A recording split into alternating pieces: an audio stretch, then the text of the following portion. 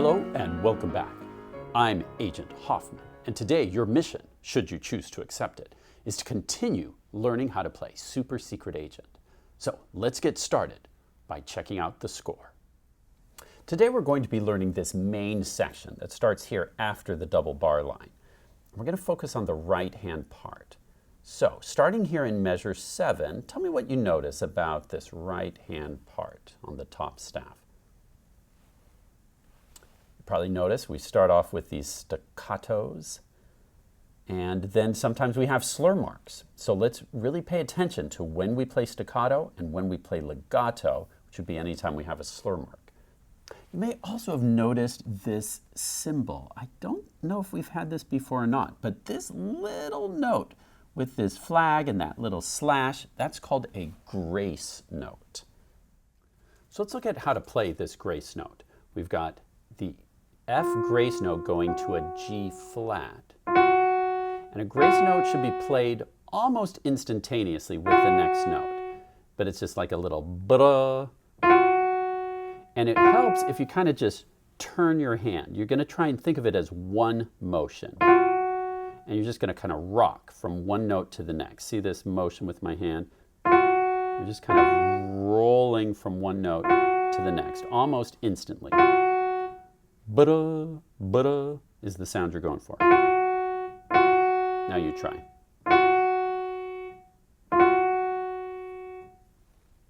Pause the video if you need a little extra practice with that to get the feel for it. Otherwise, let's keep going. Now, on these first two lines, can you find and point out on your screen, point to another grace note? Can you find it? If you're pointing right here, you're correct. Here's another grace note. You'll see it's on a C, and then it goes up to a D flat. And remember, grace note, you're going to play it so fast it almost blurs together. Brum. Try that on your piano. C to D flat. Just a little grace note there.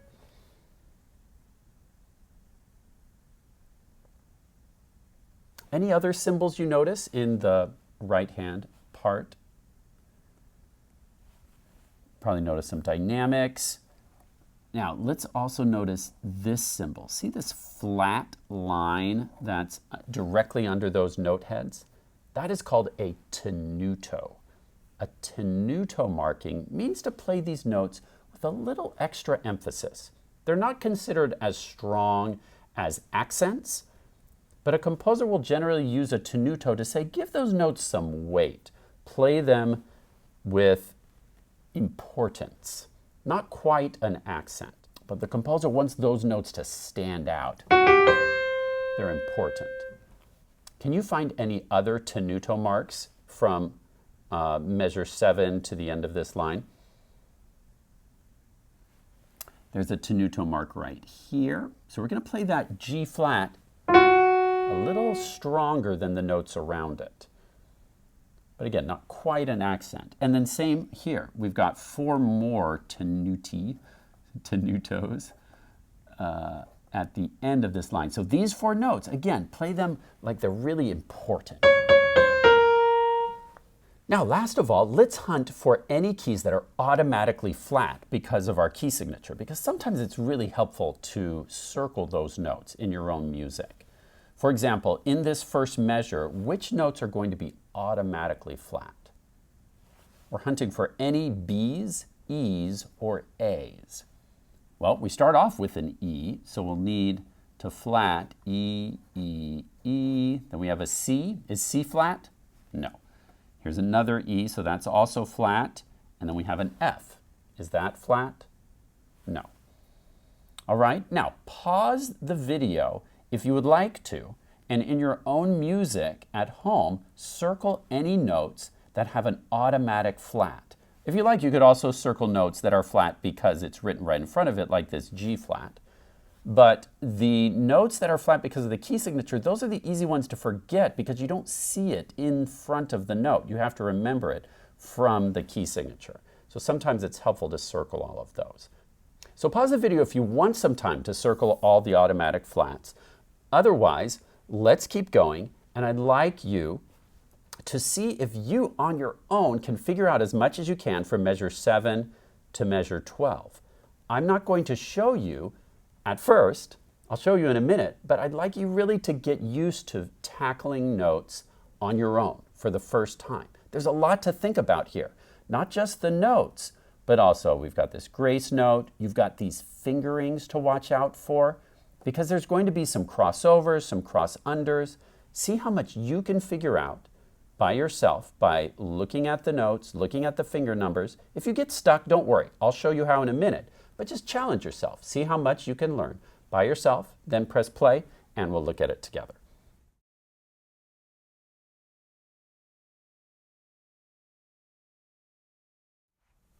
So hopefully now you've taken some time to try and figure this out on your own. Let's review and check one measure at a time to make sure that what you learned is correct. So starting here in measure 7, remember we have an 8th rest. So on beat 1, we'll have half a beat of rest. 1 and 2 and 3 and 4 and. Let's stop right there. Notice you have to switch to a finger 2 on that E flat, and that gets you ready for the grace note that's coming in the next measure. 1 and 2 and 3 and 4 and. Okay, watch that one more time. 1 and 2 and 3 and 4 and 1. Now, if that sounded like what you played, great. You're in good shape. If you need some extra practice with those two measures, pause the video, practice some on your own, and then continue. Now, let's check out measures 9 and 10. Here we have 1 and 2 and. So notice how I had to bring my thumb under here where it says finger 1, and that prepares me for this F sharp on finger 2, and that rhythm is ticky-tee. 1 and 2 and 3 and 4 and then we hold that dotted half note for 3 full beats. Okay, so let's listen all the way from measure 7 to measure 10. 1.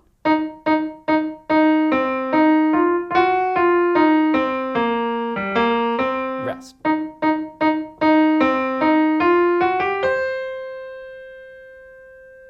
Now, if that sounded like what you played, great. Otherwise, pause the video and work on it until your notes are matching what I just played. Now let's look at measures 11 and 12.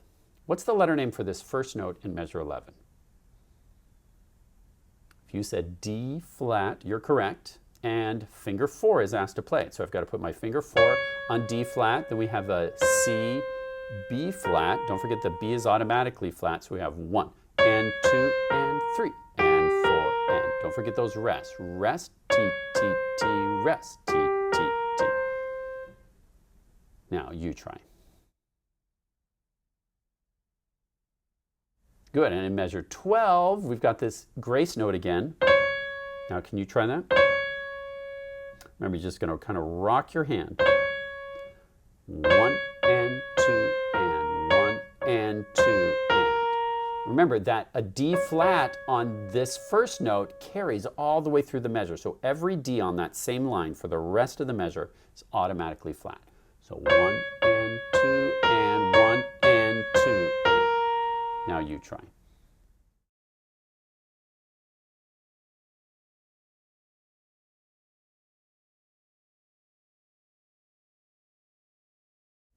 So now let's listen all the way from measure 7 to the end of measure 12.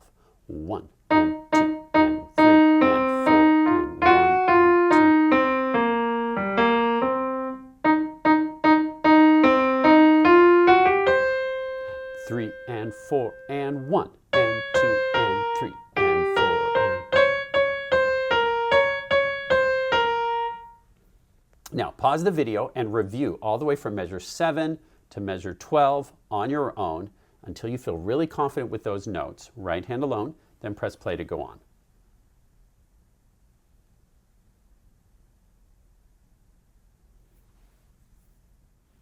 Now we're ready to check out page 2, starting here in measure 13.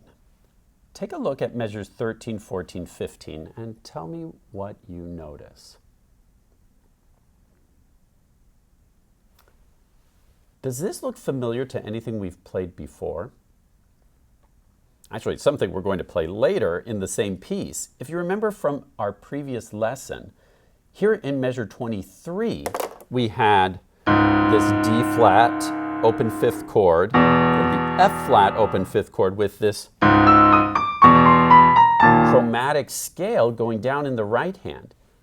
Now we have the same thing up here, same chords in the left hand, right? You have to check every note. And then what's happening in the right hand compared to measure 23? You may notice, once again, we have a chromatic scale starting on an E natural, but this time it's an octave lower. Okay? So this should be pretty easy to learn, right? We are just going to be playing the same notes in the left hand, and the right hand's the same, just one octave lower. It's important to check every note, but it looks like we have the exact same chromatic scale that we had before. And then what do you notice once we get here into measure 16, 17, and then going forward? Tell me what you notice about these notes here. I'd like you to pause the video and take some time on your own to play through some of these notes starting in measure 16 and just see what you notice. Let's focus on the right hand part. Pause the video, try playing through some of this, and tell me what you notice. And then press play and we'll look at it together.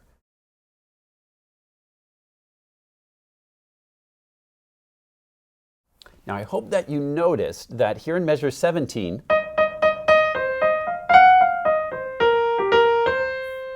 that should sound very familiar. It's the same melody we just learned, but up an octave now. Okay, when you notice patterns like that, you can learn so much faster, right? Now you do have to be careful because sometimes a composer may change something. It might even be one note, but if you look carefully, you'll see that this composer didn't change anything other than putting it up one octave. And the same holds for measures 21, 22. These are all the same as before, just one octave higher, and then we get to this chromatic scale, which we've already seen is just one octave higher than what we did here. So, piece of cake, right? We've already figured these notes out just in a different octave, which means now you know how to play the right hand part for the whole piece starting at measure 5. Great work completing today's training session. Happy practicing, and I'll see you at your next mission.